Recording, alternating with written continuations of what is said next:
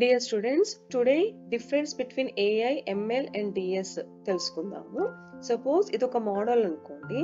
Now AI అంటే artificial intelligence అంటే మన బ్రెయిన్ లాగా హ్యూమన్ బ్రెయిన్ ఎలా థింక్ చేస్తుందో అలా థింక్ చేసే కాన్సెప్ట్ ని AI అంటాం, artificial intelligence. Okay, now think చేసిన ప్రతి కాన్సెప్ట్ రైట్ ఆర్ రాంగ్ అని చెప్పేదాన్ని మిషన్ లెర్నింగ్ అంటాం. రైట్ ఆర్ రాంగ్ అంటే అది థింక్ చేసిన కాన్సెప్ట్ వల్ల ఏమన్నా థ్రెడ్స్ వస్తాయా లేకపోతే ఏమన్నా ఫ్రాడ్ డిటెక్షన్స్ అవుతాయా అని చెప్పేదాన్ని.